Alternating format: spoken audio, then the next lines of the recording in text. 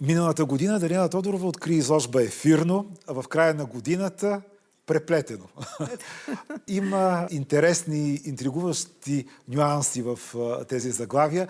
В предишното предаване, проследявайки някои от най-интересните събития през годината, надникнахме отново в зала Средец, където беше ефирно. Преплетено е в зала Сердика. Да. И какво е преплетено там? В интерес на истината и двете изложби са посветени на моя юбилей.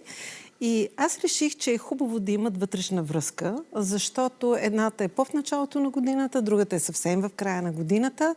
И двете всъщност носят имената на София, дребни имена.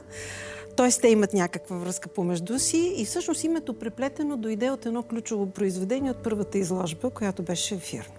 Защо избрах това произведение някакси като символ и като водещо във втората изложба? Поначало всичко, което в моя живот се случва, дали личен живот или професионален, всичко е преплетено. Това беше първото. Винаги има някаква вътрешна връзка между нещата. Никога нищо не се случва самостоятелно. От нас не винаги успяваме да разгадаем и да осмислим преплитанията, но те ни съпътстват непрестанно. Второ, преплитането по принцип за мен, то е свързано с плитката. Това беше и произведението, което носеше един вид тази плитка.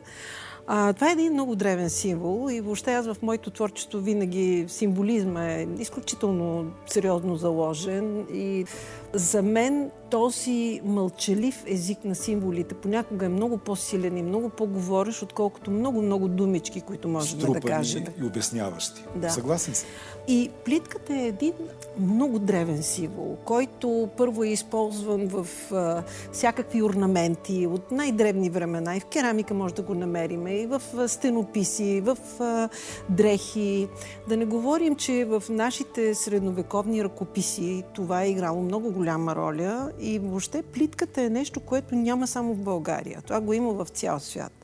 Това е един обединителен символ, който характеризира по принцип хармонията в Вселената, на доброто и лошото, на светлината и тъмнината, на мъжкото и на женското начало, слънцето и луната.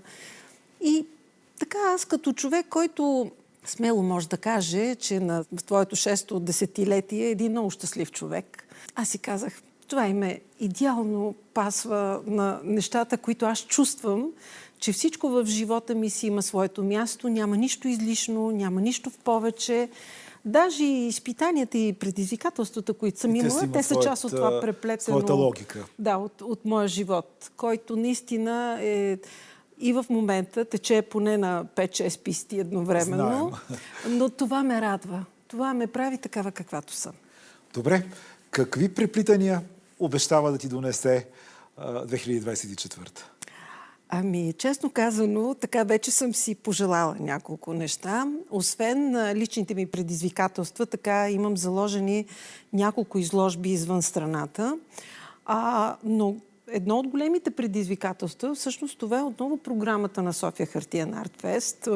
Така бих казала, че това е едно от любимите ми деца. Да, ти си го казвала и друг път и освен, че си го казвала, си го и доказвала с грижата си, с израстването на фестивала. То не е само мое всъщност. Това са толкова много хора, които допринасят да съществува наистина фестивала.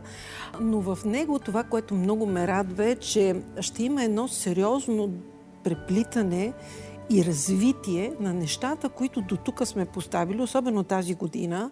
Това е свързано и с цялостната световна картина и специално ситуацията с Украйна. Аз смятам, че е изключително важно да се обърне внимание и ние започваме фестивала с една прекрасна изложба на една украинска художничка Дария Алешкина. Това ще бъде кога? Само да се Това ще бъде април месец. Ние започваме тогава.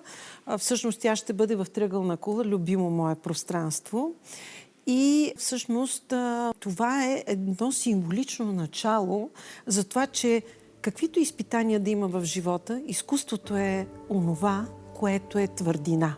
Онова, което дава упование, дава надежда, дава любов, дава красота.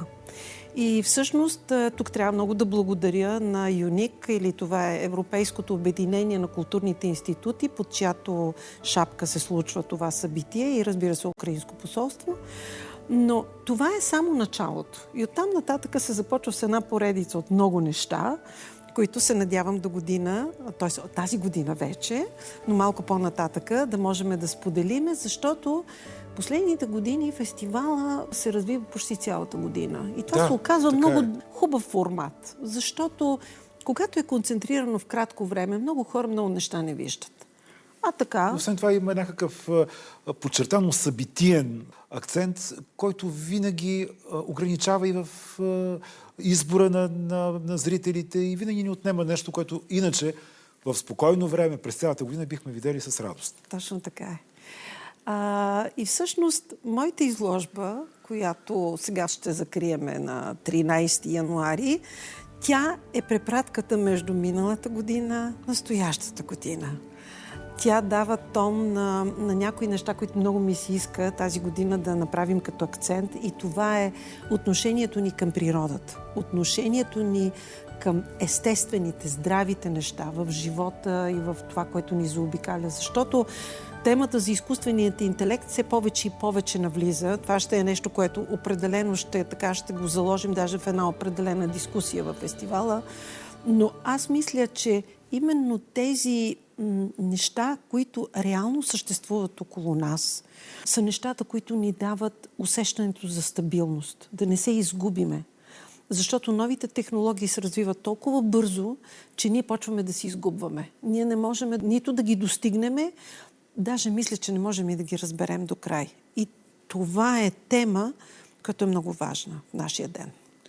Когато говорихме преди откриването на Ефирно, сподели едно твое самообещание, ако може така да се каже, че колкото и да взима от твоята енергия, от твоите чувства, от твоята всеотдайност фестивала, ще бъдеш все повече замислена и за собствените си изяви, за това, което ти правиш и което те легитимира като автор. Продължаваш да си на същата позиция, нали? Определено. Аз точно това казах, че тази година така планувам няколко неща, които в момента ги преговаряме, в смисъл договаряме ги, къде точно ще бъдат показани.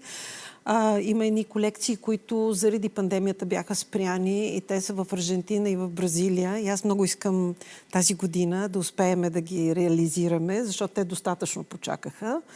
Плануваме ни ходения в любимия ми далечен изток, Корея и Китай. Ще видим там какво ще се случи.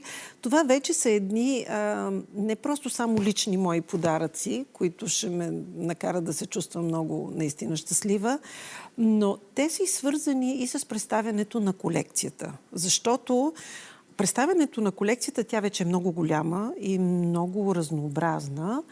Тя определено е показвана на много места, но сега и правим една по-специална селекция. Освен това я дигитализираме цялата, което ще позволи в много голям мащаб да бъде показана. Защото обикновено се прави една извадка, подбират се едни определени произведения, но сега амбицията е да използваме добрата страна на новите технологии, за да покажем едни много стари техники.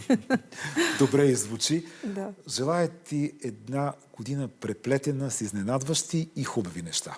Щом започва с изложба, която носи заглавието "Преплетено", мисля, че има шанс пожеланието ми да се сбъдне. Много ти благодаря. Добре дошли в галерия Сердика до 13 януари. Галерията е наистина на едно прекрасно място, само на 50 метра от там, където съм родена. И за мен той е наистина един подарък, който аз си взимам от миналата година и си го донасям в тази.